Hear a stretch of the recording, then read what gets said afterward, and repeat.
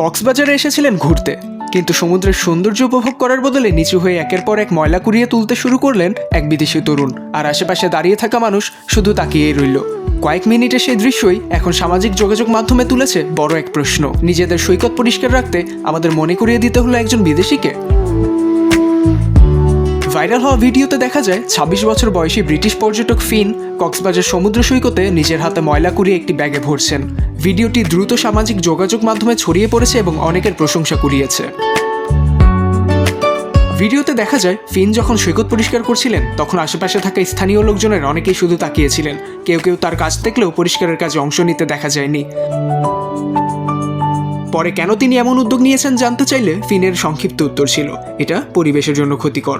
তার এই একটি বাক্যই সামাজিক যোগাযোগ মাধ্যমে ব্যাপক আলোচনার জন্ম দিয়েছে।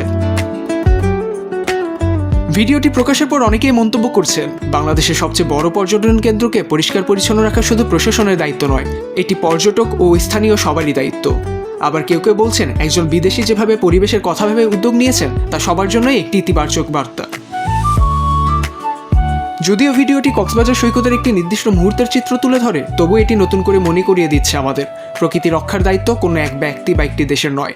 সচেতনতা শুরু হতে পারে একজন মানুষের ছোট্ট একটি উদ্যোগ থেকেই। ওমর ফারুক সাজ্জাদ, বাংলা টিভি।